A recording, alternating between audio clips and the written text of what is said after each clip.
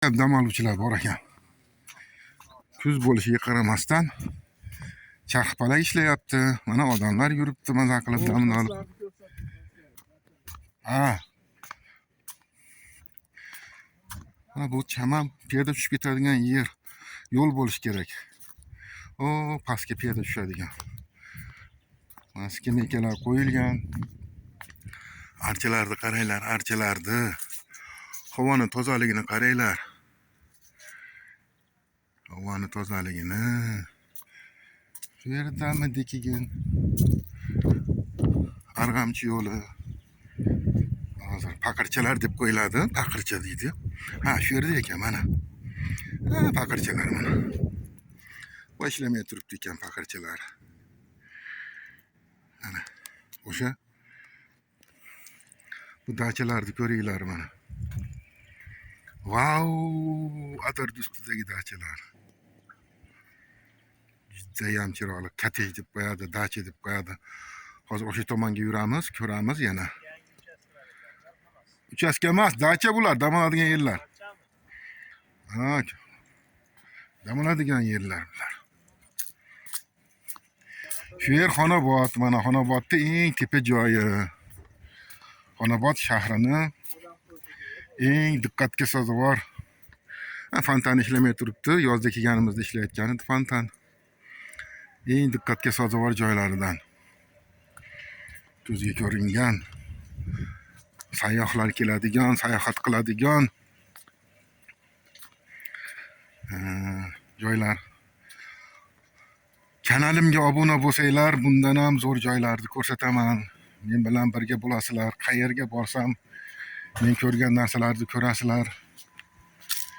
Men eshitgan narsalarni eshitasizlar.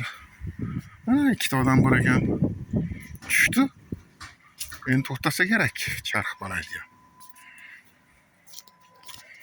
Haligi belga baylab olib chiqib ketadigan nima ham bor edi shu yerda. Qayerda keyin shuvlab chiqib ketadigan joy bor edi.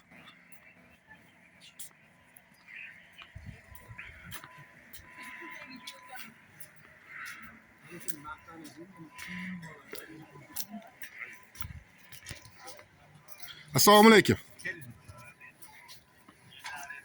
Ko'rminglar? Yaxshi, assalomu alaykum. Ko'rminglar. Hozir aylanib yurib mana shu yerda chiroyli bitta samovarni egasi samovarchi akamizni ko'rib qoldik. Dam olib turgan ekan. Aka, choyxonalaringizni qanaqa sharoitlar, qanday nimalar, mehmonlarga chaqiring kelishsin. Kelishsin, choyxonalarimiz ishlayapti. Kecha kunduz xohlagan mahalda kelishib, dam olib ketsa bo'ladi. Sharoitlarimiz yaxshi. Konditsioner, televizor, hammasi o'rnatilgan. Aynan. Shashlikka, hamma ovqatga sharoitimiz zo'r. Xudo xolasa kelsanglar, xursand bo'lamiz.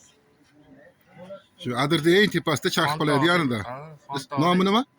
Dunyo choyxonasi. Dunyo choyxonasi. Dunyo degan nomi Dunyo choyxonasi ekan mana. Rahmat. Tepadan ko'rinishi Fozilmon ota qishlog'i. Mana Adirlikdan pastda juda chiroyli bo'lib ko'rinib turibdi. Aholi juda zich ekan.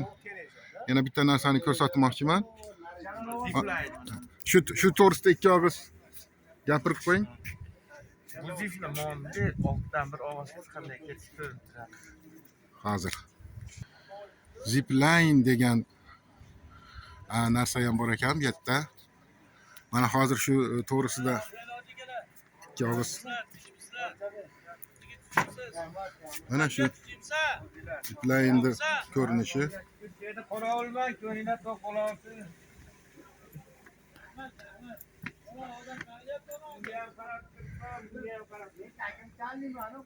Mana shunda trosda pastga qarab tushib ketar ekan, nari tomonga. O'sha zipline'dan keyin mashinani qaytarib olib chiqib qo'yar ekan. Bu bir tushish qancha bu yoqqa? 25 mingga. 400 metr ekan. Ikki og'iz gapirib qo'ying. Uzunligi 400 metr, yangi chiqib qo'yganmiz. Balandligi 60 metr. Tezligi 33 km/soatiga. Bir kunda 3-400 ta odamgacha tushiraveradi bemalol. Keyin mashinada qaytarib olib chiqadimi?